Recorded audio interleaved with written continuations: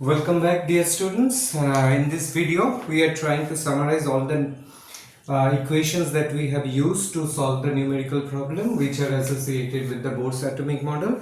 So here I am going to show you all the equations within 15 minutes. So just pay attention to these formulas.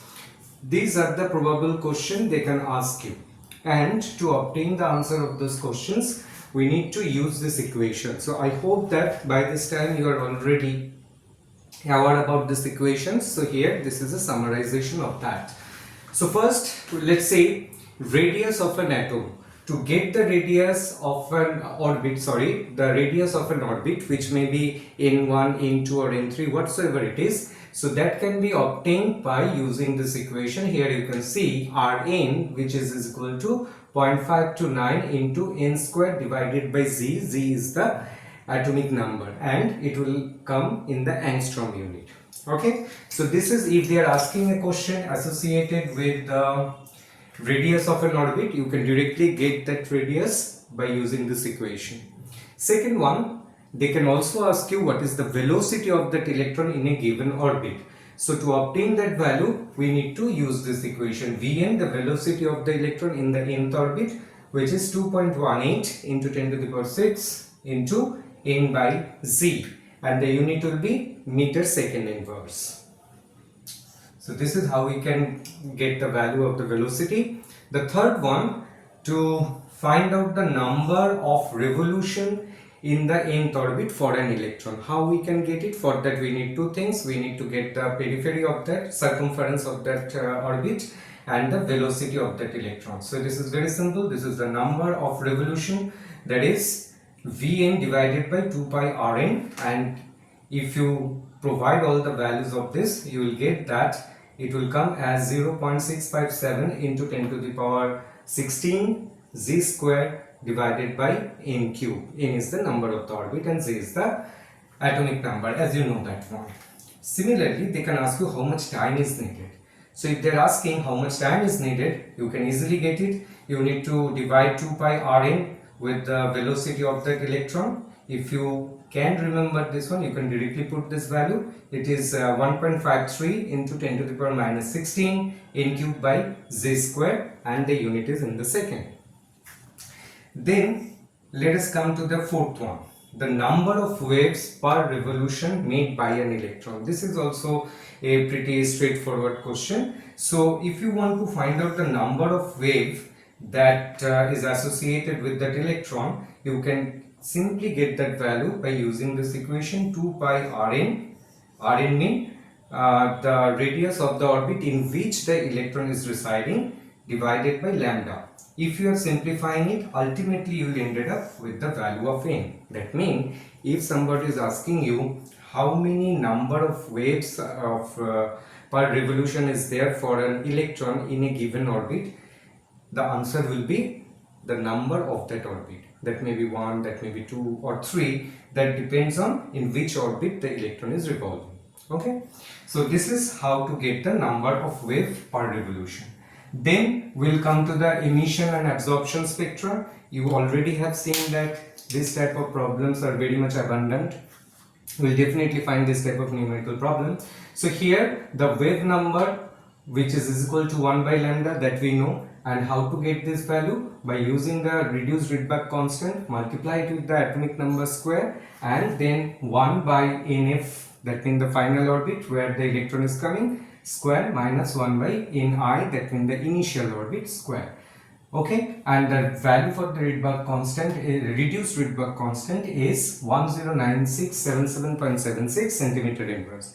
So I believe that in the question paper they will provide this value. If not, then you have to remember it. Okay, but in most of the cases they are providing this value, so you don't need to bother about that one. Only you need to remember that we have to use here the reduced Rydberg constant value.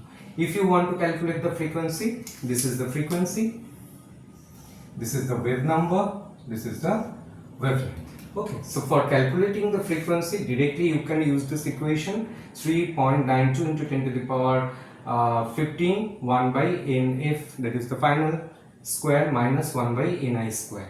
Okay, so this is very straightforward way to calculate the wave number, wavelength and the frequency. Then I will come to the next one, that is the number of spectral line. So how to calculate how many number of spectral lines will be there for a given transition? In this case, you need to check it carefully. They may ask you the transition from ground state to any nth level or nth orbit. So if it is going from ground state to the nth orbit, then you need to use this equation, that is n into n minus 1 divided by 2. But if they are saying the electron is going from n1 to n2 orbit, then calculate the number of spectral line. In that case, you need to use this equation, which is n2 minus n1 plus 1 multiplied by n2 minus n1 and whole divided by 2. The last one is the energy of an electron in the nth level. So the energy can be written like this: minus 21.75 into 10 to the power minus 19 joule multiplied by atomic number square, that is the z square, by n square. Mean the energy you are calculating of an electron in a given orbit. So therefore I have mentioned it here as n. It can be 1, 2, 3, 4, whatever they have mentioned in that question, you need to take that one. I hope you already understand that.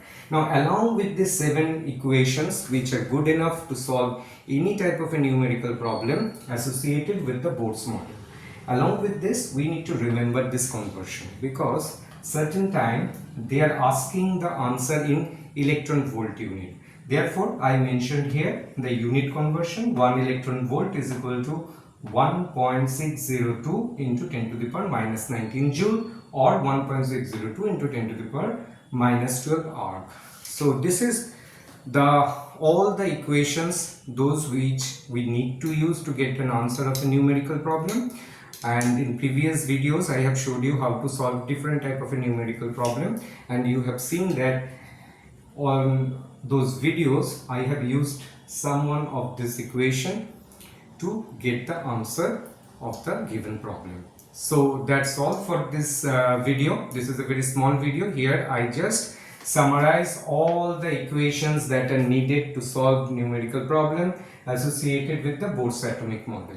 Now regarding the other 3 things, photoelectric effect, Heisenberg uncertainty and de Broglie's equation, I hope that those equations are pretty straightforward. Only one equation. You need to know only that momentum that can be written as m into v, that means the mass and velocity. In case of Heisenberg uncertainty principle, we are keeping the mass constant but uncertainty in the velocity. That means the delta p will be m into delta v. So those equations are pretty straightforward. That's why I didn't brought it in this video. If you are watching those 3 videos separately I have made for you, definitely I think you will understand how to use those simple equations. So major problems we are expecting from the Bohr's atomic model.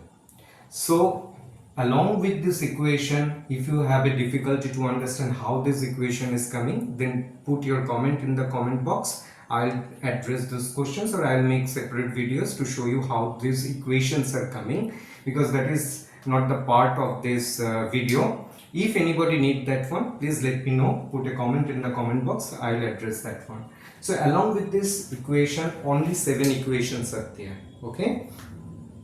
Along with this, you need to remember certain values. As I told you in the previous video, Planck's constant, mass of an electron, mass of a proton, Rydberg constant value.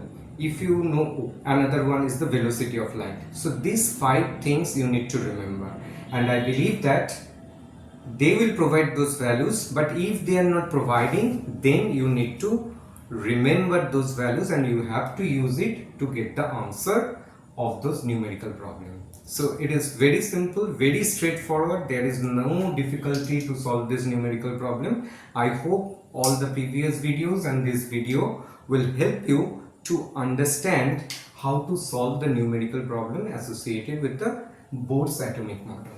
Okay, so that's all for this small video. I hope you will enjoy this one, and in the next video we'll come up with the numerical problems associated with the concentration. Thank you for watching this video.